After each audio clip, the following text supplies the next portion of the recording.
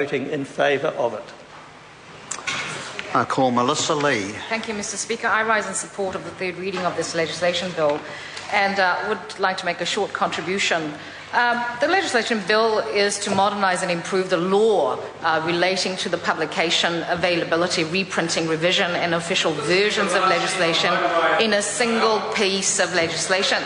Sir, I support the idea that the efforts of the Parliamentary Counsel Office and Law Commission to tidy the statute books and make them easier to understand, because much of the old legislation is very wordy and hard to understand, and the Parliamentary Counsel Office aim to use clearer English in bills. So, and for someone who is actually a speaker of English as a second language, who learned English as a second language, I welcome this move, because often for migrants, when they actually want to know about laws and legislation, they find the words very, very difficult to understand. To them, it is gobbledygook. And even for me, I have to look up dictionaries and documents to try and understand some of the language.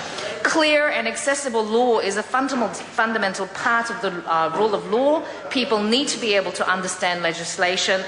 The courts need to be able to interpret legislation for this to happen, and we need to do our job properly. Hard to understand, imprecise wording is of no use to anybody, sir. I commend this bill. Members, this debate has concluded. The question is that the motion be agreed to. Those of that opinion will say aye. Aye. To the contrary, no. The ayes have it. Legislation bill, third reading. Members, the House stands adjourned until 2 p.m. today.